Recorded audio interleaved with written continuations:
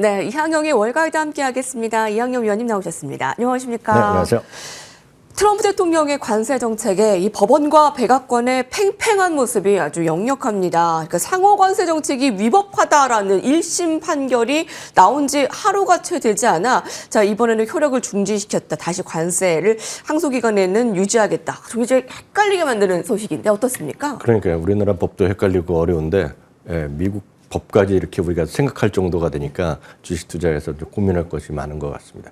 어저께였죠. 어저께 우리 시간으로 보면 한 8시, 9시 정도로 제가 기억하라는데 오전이요. 갑자기 또 속보가 나오기 시작했습니다. 뭐냐면 미국에서 이번에 수입을 주로 하고 있는 유통업체 한 5군데인데요. 뭐 이름은 정확히 나오지 않았는데요.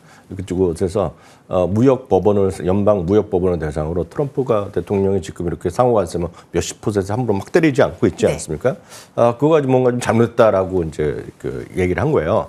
그래서 이제 무역 연방 법원이라는 곳에서 트럼프의 그런 정책은 권한이 없는 거로 하고 있다. 그래서 그걸 이제 정지를 시켜놨거든요. 네. 그러면서 어저께 보셨겠지만 장 전부터 선물시장에서 주가가 엄청 올라갔습니다. 예.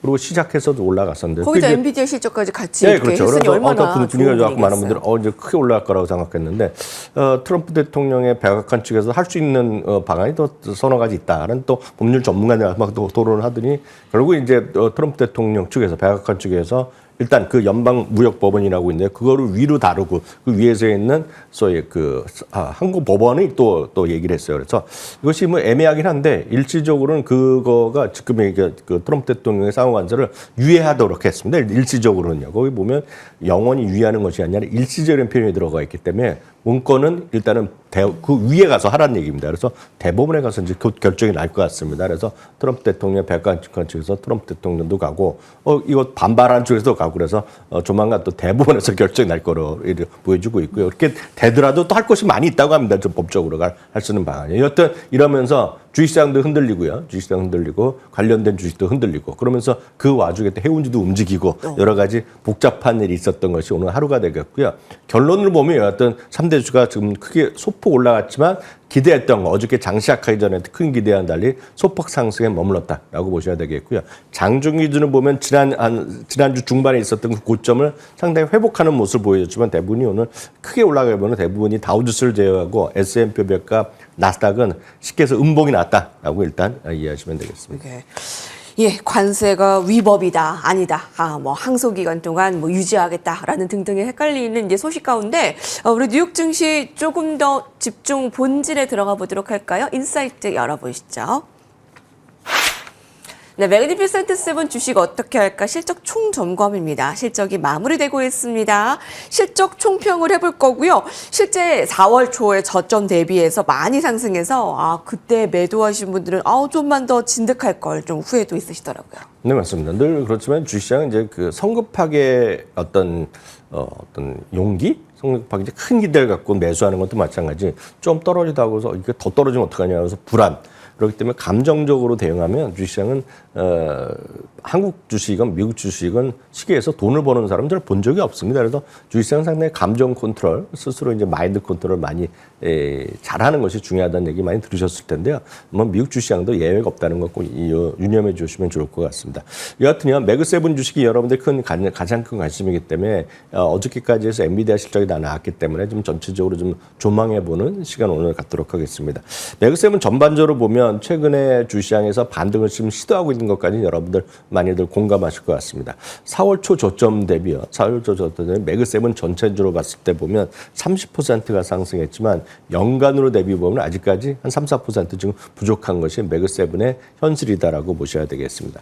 전체적으로 보면 그림으로 보다시피 전체적으로 보면 그나마 조금 다행인 것은 매그세븐 주식의 이익 전망이 다소 조금 다시 상승세로 돌아서고 있다는 그림. 이건 지난주에 한번 보여드린 그림이 되겠는데요. 초록색의 매그세븐의 주당 이익의 성장률, 증가율의 추정치인데요. 다시 위로, 업워드로 리비전이 위로 올라가고 있다는 상당히 긍정적인 일입니다. 다만 나머지 493개 주식은 아직까지 밑으로 내려가고 있다는 건 좀 불안하게 했습니다. 그리고 제가 이 다음 그림은 저희가 작년부터 해서 계속 업데이트되는 것만 계속 보여드리고 있는데 매그세븐의 올해도 내년까지 이익 증가는 더 앞서는 것이 분명합니다. 다만 최근 2년, 2023년과 2024년 대비 2025년의 수익이 썩 마음에 들지 않는 것은 바로 이 그림만 이해하시면 되겠는데요. 2023년과 24년은 압도적인 차이가 있었죠. 7개 주식과 나머지 493개. 그렇지만 올해와 내년은 그 격차가 많이 줄어드는 모습이 되겠습니다. 특히 내년에 많이 줄어들기 때문에 여전히 주가는 올라가고 이익 증가는 더 앞서는 건 사실이지만 압도적인 차이는 아니다라는 것. 거기서부터 이제 여러분들 제가 작년 10월경부터 그냥 거의 하루가 멀지 않게 여러분들 꾸준했던 말이 있습니다. 여러분들의 생명줄, 분산 투자 생명줄이라는 거가 그거를 하신 분은 올해 이미 주가가 손에 안 나고 오히려 이익 난 분이 많이 있는 반면에 주식 투자로요. 이것만 하신 매그세븐만 하신 분들 그중에서도 한두 개만 집중하신 분은 큰 재미를 못 보고 있는 것이 현실이다라는 걸 이 그림만 보셔도 이해하실 것 같습니다. 다음은 매그세븐 주식 한 세 가지 분류로 보여드리겠습니다. 올해 1분기가 실적이 부진했다 혹은 실적이 썩 만족스럽지 않게 나왔던 것이 세 개가 있습니다. 그래서 애플 그리고 알파벳 그리고 아마존이 되겠습니다. 각각 연간 20%, 6%, 9% 정도 하락하고 있겠고요. 200일선에 근접하고 있고 아니면 애플이 약간 뭐 부족한 느낌을 갖고 있습니다. 상대적으로 실적이 양호했던 두 개가 있는데요. 마이크로소프트랑 메타 플랫폼입니다. 마이크로소프트는 이번에 환상적인 실적을 보여줬고요. 지금 사상체육가에 가장 근접해 있습니다. 지금 사상체육가까지 주가가 불과 뭐 $10밖에 안 나와 있는 거기 때문에 언제라도 뭐 사상체육가 갈 수 있다라고 보고 있겠고요. 메타 같은 경우는 올해 가장 좋은 성적을 보여줬다가 주가 좀 흘러내렸다가 다시 빠른 속도로 회복하고 있습니다. 예. 그리고 이제 그 다음에 나머지 그 테슬라도 마찬가지 되겠고 엔비디아도 마찬가지 이건 기타로 분류할 수 있겠죠. 실적이 상당히 애매하게 나왔죠. 그리고 뭐 엔비디아나 그 엔비디아 어저께도 실적 보였기 때문에 특별히 말씀 안 드리겠지만 잠시 후에 말씀드리겠지만 테슬라 같은 경우에는 그런 실적보다는 일론 머스크의 그런 행동, 엔더러슨의 정책 입장에 따라서 주가가 크게 움직이는 모습을 보여주고 있겠고요. 어저께도 일단 블룸버그에서 얘기 나왔다시피 6월 10일부터 여러분들이 그렇게 많이 기대하시던 로보택시를 보여주고 있고 이미 모델 Y가 지금 일부 그 오스틴 지역에서 테스트 드라이빙을 하고 있다고 하거든요. 로보택시가요. 뭐 그런 기대감도 멀지 않아서 주가에 어떤 움직임을 보일지 확인될 것 같습니다. 결론은 매그세븐이 전체적으로 보면 지금 상당히 반등을 하고 아직까지 약간 모자란 모습. 그리고 매그세븐이 모두 똑같은 움직임을 똑같이 움직이지는 않는 것을 보여주고 있겠고 특히 올해가 크게 많이 엇갈리고 있다라고 보셔야 되겠고요. 투자할 때는 늘 말씀드리지만 펀더멘탈과 어떤 여러 가지 관점에서 참고해서 보시면 좋겠습니다. 다만 관세 영향이 상대적으로 적은 소프트웨어 쪽에 집중할 필요가 있겠는데 이거 했고요. 이런 것들이 타사 대비 압도적인 지위를 갖고 있는 마이크로소프트나 메타 같은 걸 상대히 좀 유리할 수 있다는 것들 분명히 말씀드릴 수 있겠습니다. 다만 종목보다 늘 말씀드린 가장 편안한 투자는 ETF가 가장 적합하다고 보고 있는데요. 뭐 누차 말씀드리지만 맥스라는 ETF가 있습니다. 이건 매그세븐 주식을 똑같이 갖고 가는 것이 되겠는데요. 이것을 통한 것이 가장 합리적인 투자가 아니냐 보통 분들 입장에서 보시면 되겠고요. 다만 매그세븐이나 기술주에 너무 한 것만 갖고 가시기보다는 늘 말씀드리지만 이것만 집중적으로 갖고 가는 것이 아니라 나머지를 주식을 통해서 분산 투자가 바람직하다는 관점에서 가치주를 한 번에 살 수 있는 스파이 V라든가요. 퀄러티, 뭐 하이 퀄러티 주식, 고품격 주식 여러 차례 말씀드렸습니다. 퀄러티 ETF인 QUAL 그리고 배당의 성장과 안정성을 같이 겸비하고 있는 DGRW라는 ETF 이런 것들을 갖고 좀 분산 투자에 적극적으로 활용하시면 저는 주식 투자에서 미국 주식은 최소한 크게 스트레스 받기보다는 장기적으로 보면 큰 수익이 날 수 있는 그런 것이 여전히 상대적으로 가능성이 있다라고 좀 믿고 있겠고요. 다만 시장은 아무리 좋게 주식을 갖고 갔더라도 주식은 흔들거릴 수밖에 없고 여전히 미국 시장에 큰 좀 마이너스 요인이라든가 제한을 요인이 있죠. 가장 큰 건 역시 트럼프 대통령의 상호관세를 비롯한 다양한 정책적 변수는 누구나 다 아는 것이 되겠고요. 그리고 약간 구체적으로 보면 금리 수준이 여전히 높다는 것은 분명히 우리가 꼭 챙겨야 될 부분이 되겠고요.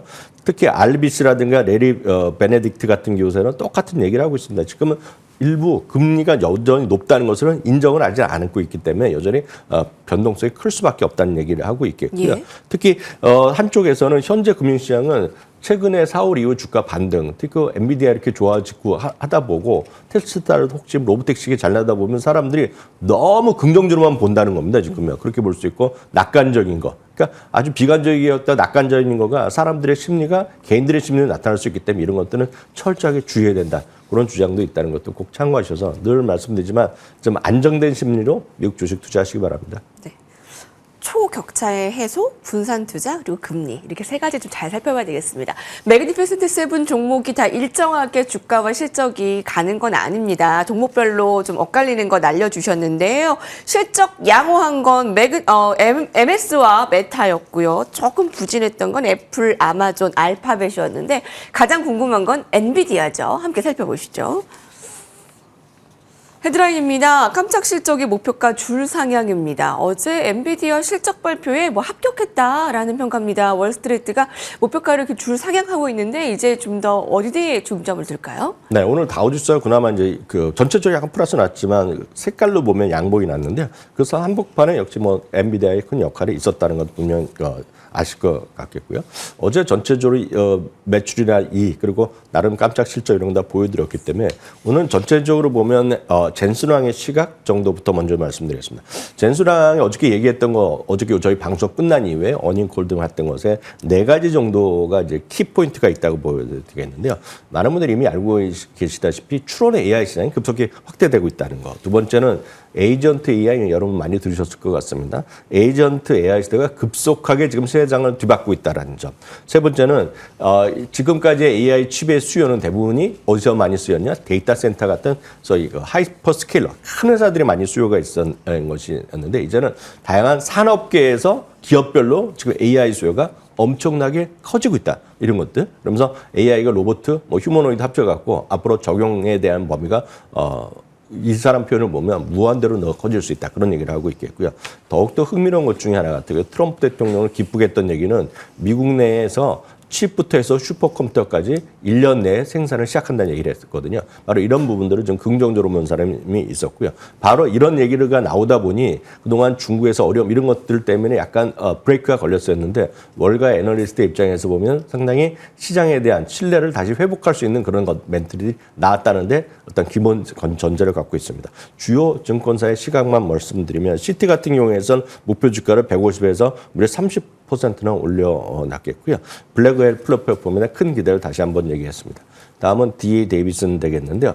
중국 시장의 불확실성이 있었지만 그거를 트럼프 대통령과의 중동 순방 이런 쪽에 같이 참여하면서 그리고 그 밖에 수많은 수요체 확대 증가를 얘기하면서 자신감을 높였다.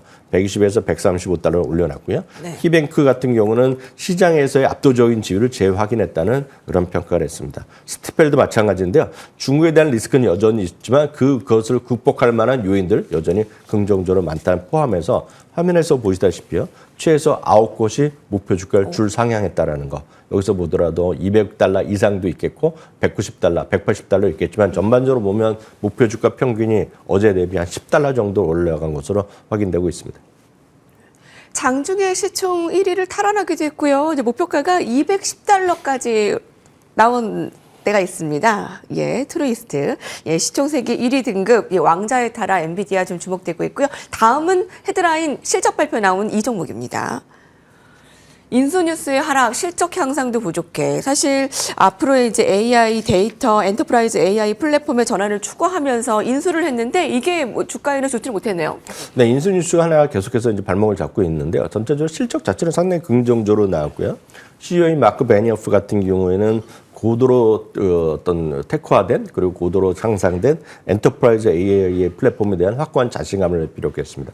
여러 번 확인드렸다시피 마크 베니어프 CEO는 상당히 보수적으로 입장을 발표하는 사람인데 거의 1년여 만에 가장 자신 있는 톤으로 시장에 대한 긍정적인 메시지를 전했다라고 보셔야 되겠습니다.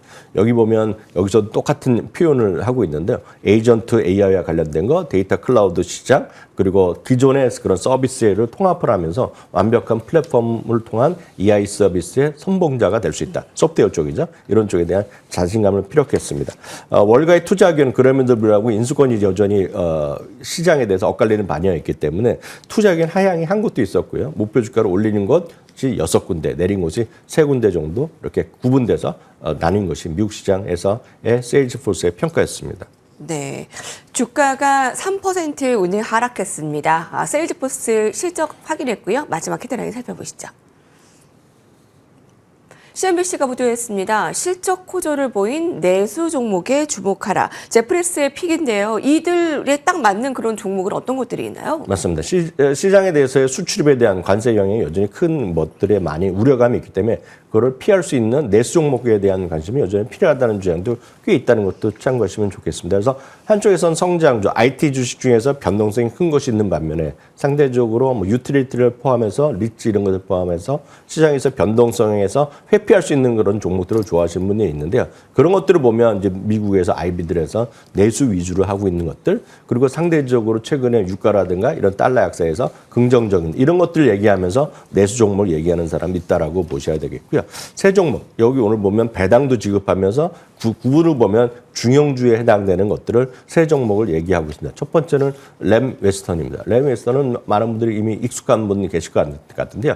스키에게서 딱 이게 뭐냐 하시는 분들의 입장에서 말씀드리면 맥도날드에서 먹는 여러분들 프렌치 프라이즈 있지 않습니까? 그 냉동 감자의 세계 1위 회사다라고 보셔야 되겠습니다. 바로 그 회사가 그럼 올해 맥도날드는 거의 사상치였는데 주가는 재미없는 이 회사는 재미없는 모습을 보여주셨는데요. 연 2.8% 배당을 기록하면서 내수 위주의 기업이기 때문에 뭐 문제가 뭐 있을 게 뭐 있냐는 거죠. 냉동 감자다 미국 거 먹는 건데 그게 무슨 상관이 있냐 그 얘기를 하고 있다라고 보셔야 되겠고요. 그 밖에 두 개는 하나는 금융회사가 하나는 리츠 회사입니다. 버추 파이낸셜한 VIRT란 그 금융회사를 제프리스가 추천을 하고 있겠고요. 다음은 스테그 인더스트리라는 산업용 부동산을 주로 하는 리츠 기업이 되겠습니다. 이거는 저희가 한 3, 4년 전에 한번 소개하고 저도 이 시간대에서 오래간만에 소개하는 기업인데요. 미국 산업용 부동산의 중점으로는 대표적인 리츠 기업 중에 하나다라고 이해하시면 되겠고요. 배당 수익률은 4.2% 정도 드리고 있다는 것도 참고하시면 좋겠습니다. 예. 실적이 좋으면서 내수 종목이면서 또 배당도 받고 한 중형주, 네, 제프리스의 이 종목 세 가지 한번 스터디해 보시기 바랍니다. 감사합니다.